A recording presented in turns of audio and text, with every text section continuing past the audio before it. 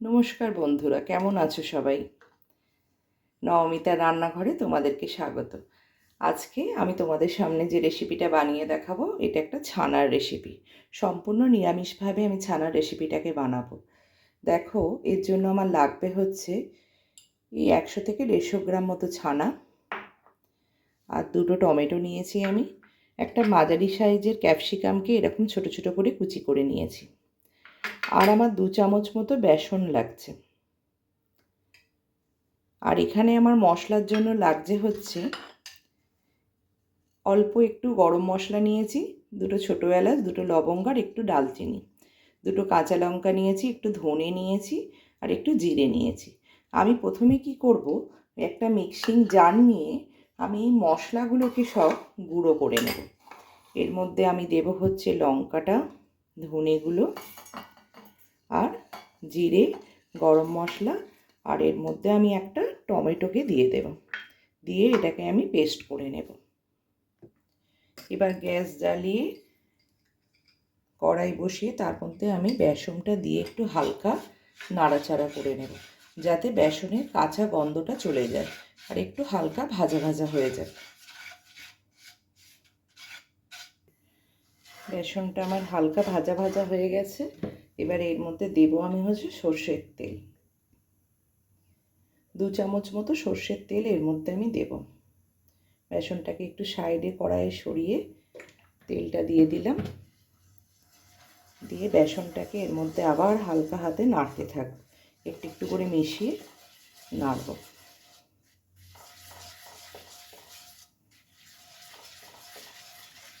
এইভাবে পুরো বেসনটাকে ভালো করে মিশিয়ে ভালো করে ভেজে নেব।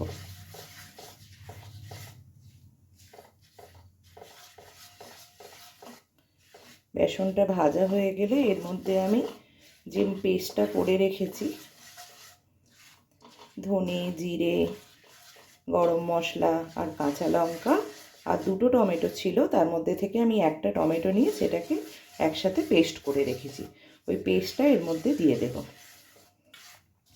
দেখো, বেসনটা ভাজা হয়ে গেছে, বেশ একটা ভালো গন্ধও ছাড়ছে। এবার এর মধ্যে আমি এই মশলাটাকে অ্যাড করে দেব।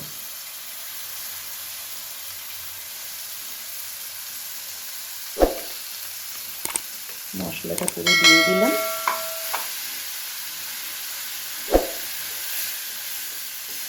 দিয়ে ভালো করে মিশিয়ে মশলাটা যখন ভালো ভাজা ভাজা হয়ে যাবে, তখন এর মধ্যে আমি টমেটো আর ক্যাপসিকামটাও দিয়ে দেব।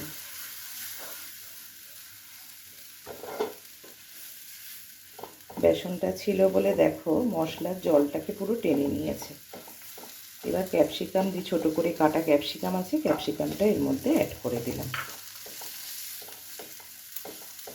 আর টমেটো কুচিটাও অ্যাড করে দিলাম।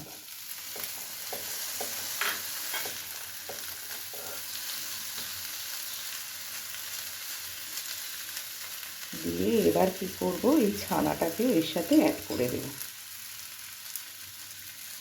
ছানাটাকেও মিশিয়ে দিলাম, দিয়ে এবার সমস্ত উপকরণগুলোকে ভালো করে ভাজবো। সব কিছুই দিয়ে নাড়াচাড়া করতে করতে এবার এর মধ্যে দেব আমি হচ্ছে নুন। নুনটা তোমাদের যে যার স্বাদ মতো দিয়ে দিও, খুব বেশি নুন লাগবে না। আর দেব হলুদ একটু, আর একটু চিনি, হলুদ গুঁড়ো, আর দেব 1 চামচ মতো চিনি।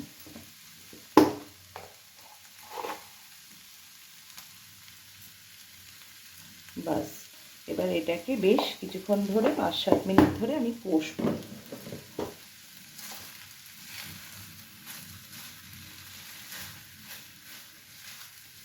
এটা ভালো করে কষার পর তারপর এর মধ্যে আমি একটু অল্প জল মিশিয়ে দেব।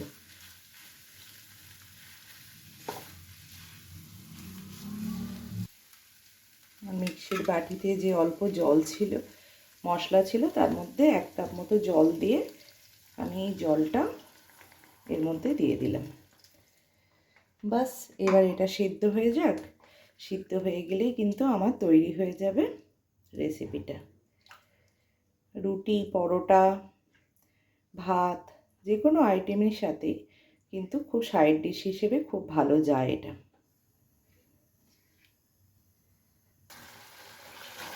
দেখো এটা আমার জলটাও শুকিয়ে গেছে, আর এখানে ক্যাপসিকাম টমেটো সব সিদ্ধ হয়ে গেছে।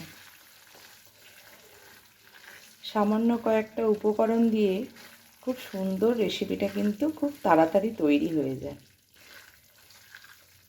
তোমরা ঘরে বানিয়ে খেয়ে আমাকে প্লিজ কমেন্ট করে জানিও কিন্তু তোমাদের কেমন লাগলো। খুব টেস্ট হয়, খুব ভালো হয় খেতে। রাত্রিরের ডিনারে রুটির সাথে সবসময় আমাদের মনে হয় না কি বানাই। দেখো এরকম একটা রেসিপি কিন্তু খুব সহজেই বানিয়ে নেওয়া যায়।